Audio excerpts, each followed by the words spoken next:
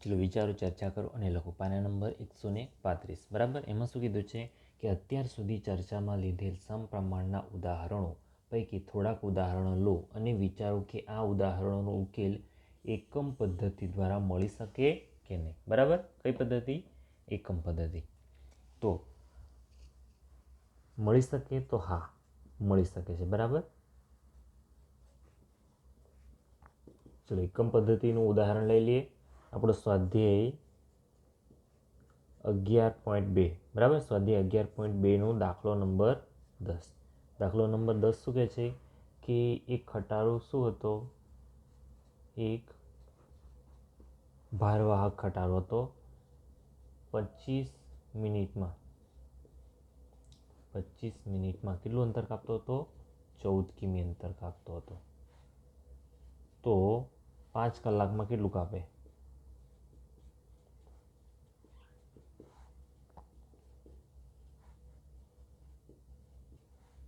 બરાબર, આ પ્રમાણેનો દાખલો છે. બરાબર, 10મા નંબરનો દાખલો સ્વાધ્યાય 11.2માં. એમાં એમ કીધું છે 25 મિનિટમાં 14 કિમી કાપે તો 5 કલાકમાં કેટલું? બરાબર, તો આપણે એકમ પદ્ધતિ આવી રીતે જ કહેવાશે. બરાબર,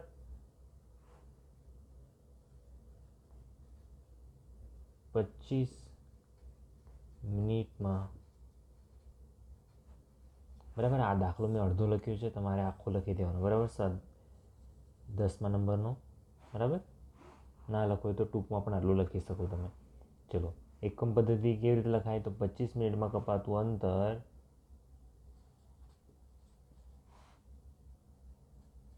14 કિમી. તો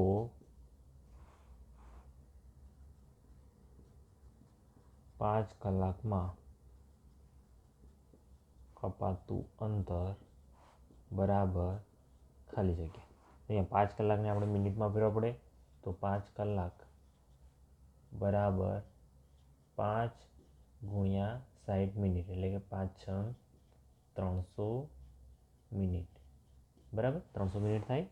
તો આ 5ની જગ્યાએ આપણે લખી દેવાના 300 મિનિટ ગુણ્યા 14 કિલોમીટર છેદમાં 25 મિનિટ. બરાબર, 300 ભાગ્યા આપણે 25 કરી દેવાના. 300 ભાગ્યા 25 કરીએ તો 25 એકા 25, 5 વધે ઉપરથી ઉતારી 0, 25 દુ 50. કેટલા મળે આપણને? 12 મળે. બરાબર, તો અહીંયા 12 ગુણ્યા 14. 12 ગુણ્યા 14 કરી દો તો 14, 12, 140, 4 દુ 8, 4 2 કા 2, 8, 6, 168. કેટલા થશે? 168 કિમી. 5 કલાકમાં કેટલું અંતર કપાય? તો 168 કિમી અંતર કપાય. બરાબર, આ છે એકમ પદ્ધતિ. એકમ પદ્ધતિમાં શું હોય? જે પહેલી કિંમત આપેલી હોય એ પહેલાં ઉપર લખી દેવાની. 25 મિનિટમાં કપાતું અંતર આટલું હોય, 5 કલાકમાં કેટલું થાય? હવે આ 5 અને 14નો ગુણાકાર, મતલબ કે અહીંયા જે કિંમત હોય એનો આની સાથે ગુણાકાર કરી દેવાનો અને એના છેદમાં લખી દેવાના આ. બરાબર, આને કહેવાય એકમ પદ્ધતિ. બરાબર, આનો ઉપયોગ ઘણા બધા દાખલામાં કરી શકાય. બરાબર, જ્યાં 3 કિંમતો આપેલી હોય, પરંતુ તમારે ધ્યાન રાખવાનું છે, જો અહીંયા કલાક છે, અહીંયા મિનિટ છે, જ્યારે એકમ સરખા હોય ત્યારે સીધો ગુણાકાર કરવાનો. એકમ સરખા ના હોય તો એકમ સરખા કરવા પડશે. બરાબર, પછી અહીંયા જે એકમ હોય એ જવાબ એ જ એકમમાં મળતો હોય છે. ચલો પ્રયત્નો કરવાના દાખલા છે પાના નંબર 137 પર. બરાબર, એમાં શું કહે છે કે નીચે દર્શાવેલા કોષ્ટકનો અભ્યાસ કરીને બતાવો કે કયા બે ચલની જોડ પરસ્પર વ્યસ્ત પ્રમાણમાં છે. જો આગળ આપણે જેટલા દાખલા જોયા એ બધામાં સમપ્રમાણની વાત હતી, અહીંયા છે વ્યસ્ત પ્રમાણની વાત. બરાબર, સમપ્રમાણ હતું, આ છે વ્યસ્ત પ્રમાણ. ધ્યાનથી જોજો અહીંયા. ચલો, આ એક્સ અને આ વાય. બરાબર, આ બધી એક્સની કિંમતો છે, આ બધી વાયની કિંમતો છે. આ એક્સની પહેલી કિંમતને કહેવાય x1, અહીંયા x2, x3, x4, અહીંયા x1, y1. બરાબર, વાયની પહેલી કિંમત y1, y2, y3, y4. બરાબર, તો પહેલી કિંમત એટલે કે x1 બરાબર કેટલા છે આપણી પાસે? 50. અને વાયની પહેલી કિંમત છે તો y1 બરાબર 5. બરાબર, તો અહીંયા આપણે શું કરવાનું છે? વ્યસ્ત પ્રમાણ મેળવવાનું છે. એટલા માટે શું કરવાનું? આ બેનો ગુણાકાર કરી દેવાનો, x1 અને y1નો ગુણાકાર. તો x1 અને y1નો ગુણાકાર કરીએ તો આપણને કેટલા મળે? 50 ગુણ્યા 5. બરાબર. 50 ગુણ્યા 5 એટલે પાછું 25 અને આ પાછળ શૂન્ય લગાવી દેવાનું. બરાબર. ચલો હવે x2 અને y2 લેવાના આપણે. તો x2ની કિંમત કેટલી છે આપણી પાસે? અહીંયા 40 છે અને y2ની કિંમત છે આપણી પાસે 6. ચલો x2 y2 આ બેનો ગુણાકાર એટલે કે 40 ગુણ્યા 6. હવે 6 ચોક 24 ને પાછળનું શૂન્ય. બરાબર. ચલો એવી જ રીતે x3 બરાબર આપી દીધા છે આપણને 30 અને y3 બરાબર છે આપણી પાસે 7. તો x3 y3 બરાબર 30 ગુણ્યા 7, 7 તરી 21, પાછળનું શૂન્ય લગાવી દેવાનું. તો કેટલા મળી ગયા આપણને? x3 y3 બરાબર 210. ચલો એવી જ રીતે x4 બરાબર આપ્યા છે આપણી પાસે 20 અને y4 બરાબર આપ્યા છે આપણી પાસે 8.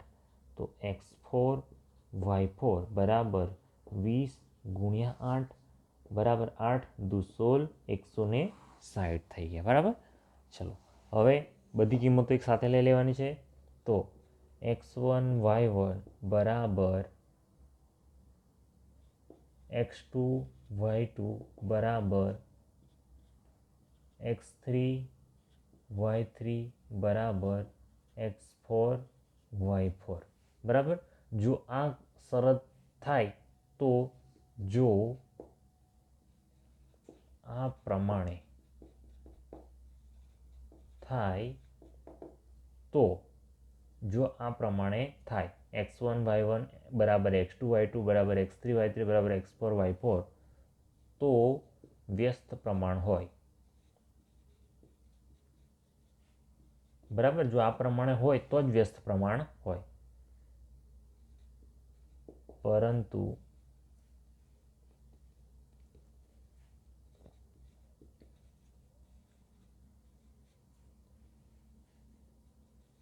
અહીંયા શું થાય છે? અહીં શું થાય છે? જો 250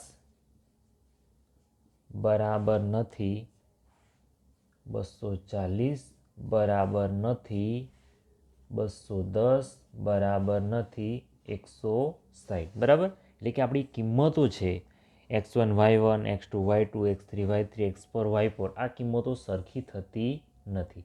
પણ જો વ્યસ્ત પ્રમાણ હોય તો સરખી થવી જોઈએ. x1 y1 બરાબર x2 y2 બરાબર x3 y3 બરાબર x4 y4. જો વ્યસ્ત પ્રમાણ હોય તો આવું હોય, પરંતુ અહીંયા આવું થતું નથી. તેથી આ ચલ x અને y એ વ્યસ્ત પ્રમાણમાં નથી. બરાબર. જે પહેલો દાખલો છે એમાં કિંમતો જે x અને y છે ચલ એ વ્યસ્ત પ્રમાણમાં થતા નથી.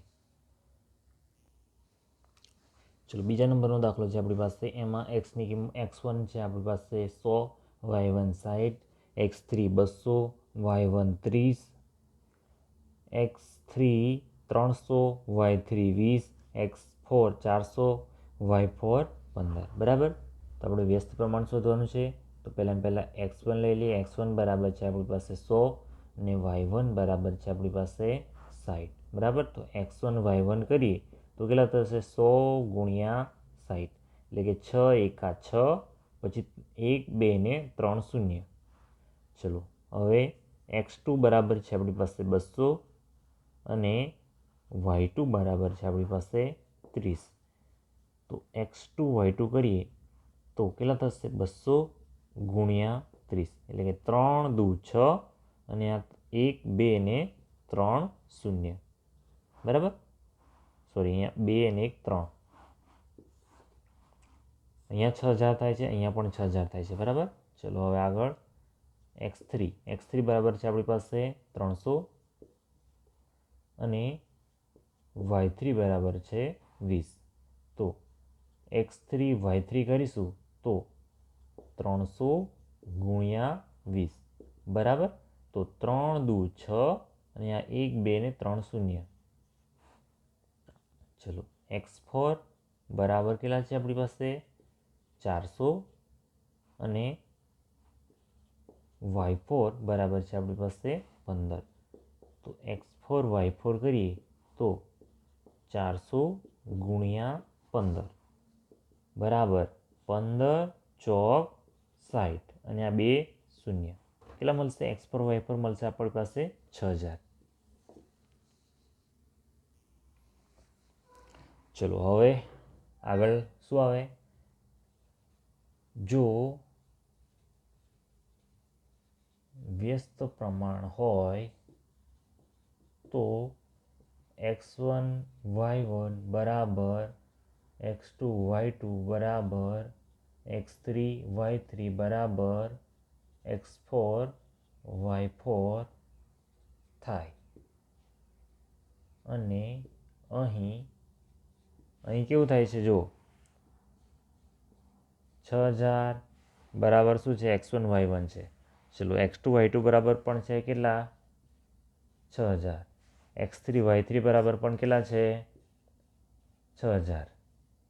અને બરાબર અહીંયા નીચે લખી દે છે બરાબર x4 y4 બરાબર પણ કેટલા છે? 6000. બરાબર અહીંયા તમારે આ સમજવાના છે નીચે, મતલબ કે મેં અહીંયા લખી દીધા છે 6000. બરાબર. તો આ એક્સ બધાની કિંમત કેવી થાય છે? અહીંયા સરખી થાય છે.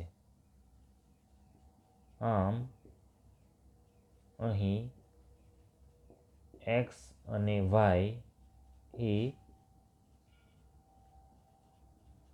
વ્યસ્ત પ્રમાણમાં થાય છે. બરાબર. આ દાખલામાં વ્યસ્ત પ્રમાણમાં થાય છે કારણ કે આપણી શરત છે આવી. બરાબર. x1 y1 બરાબર x2 y2 બરાબર x3 y3 બરાબર x4 y4. આ છે x1 આ y1 x2 y2 x3 y3 x4 y4. ચલો ત્રીજા નંબરનું છે આ પ્રમાણેનું છે. આમાં પણ વ્યસ્ત પ્રમાણ શોધવાનું છે. એક્સ અને વાય. બરાબર. આ એક્સની કિંમતો છે ને નીચે વાયની કિંમતો છે. તો આને કહેવાય x1 અને x2 x3 x4 x5 x6. બરાબર. અહીંયા y1 y2 y3 y4 y5 y6. ચલો x1 બરાબર 90 આપ્યા છે, y1 બરાબર આપ્યા છે 10. તો પહેલાં આપણે x1 y1 મેળવી લેવાના.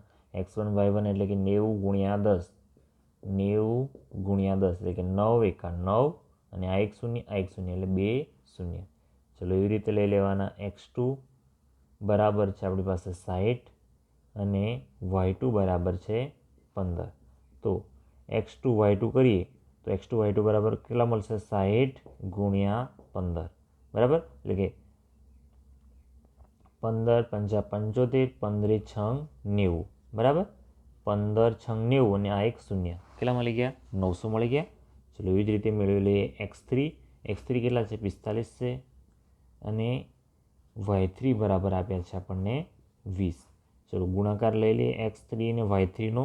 તો x3 y3નો ગુણાકાર લઈ લઈએ તો કેટલા થઈ જશે? 45 ગુણ્યા 20. ચલો 45 ગુણ્યા 20 કરીએ એટલે 45 દૂ 90 થાય અને આ એક શૂન્ય તો કેટલા થઈ ગયા? 900. ચલો એવી જ રીતે x3 સુધી આવી ગયા. હવે x4 બરાબર ક્યાં છે? 30 છે અને y4 બરાબર છે આપણી પાસે 25. બરાબર. તો x4 y4 કરીશું આપણે તો કેટલા થઈ જશે? 25 એકુ 25 25 દુ 50 ને 25 તરી 75. કેટલા મળશે આપણને? 750. ચલો x5 બરાબર છે આપણી પાસે 20 અને y5 અથવા તો 5 બરાબર કેટલા મળશે આપણને? 30.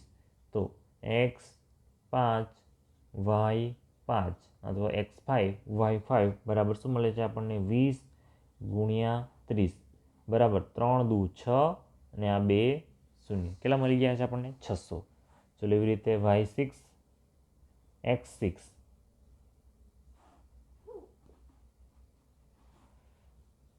x6 બરાબર છે 5 અને y6 બરાબર છે આપણી પાસે 35. તો x6 y6 બરાબર 5 ગુણ્યા 35 બરાબર પાછું 25 વધી આવશે 2 3 પાછા 15 16 ને 17 કેટલા મળશે? 175. હવે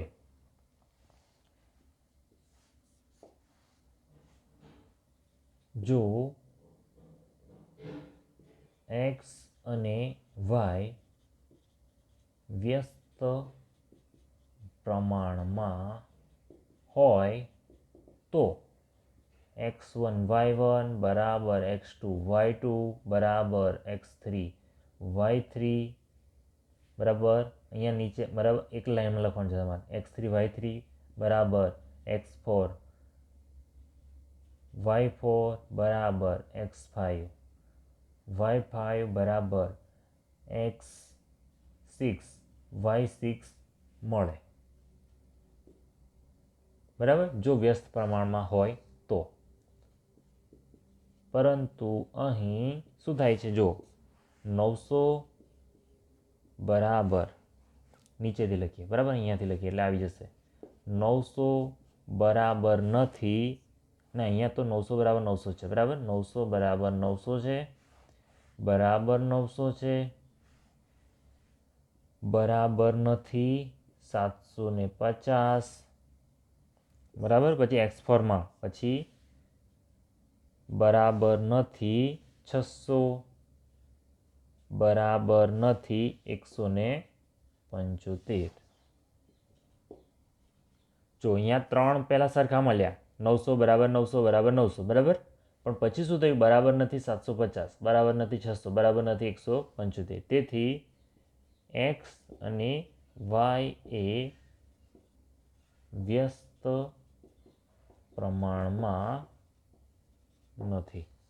બરાબર, આપણી શરત કેવી છે કે x અને y વ્યસ્ત પ્રમાણમાં હોય તો આ પ્રમાણે થાય, બધા જ સરખા થાય. x1 બરાબર x1 y1 બરાબર x2 y2 બરાબર x3 y3 બરાબર x4 y4 બરાબર x5 y5 બરાબર x6 y6 આમ મળે જો વ્યસ્ત પ્રમાણમાં હોય તો. પરંતુ અહીંયા કેવું થાય છે, આવું થતું નથી, તેથી આ વ્યસ્ત પ્રમાણમાં થતા નથી. તો અહીંયા આપણે પ્રયત્ન કરવાના દાખલા પૂરા થયા.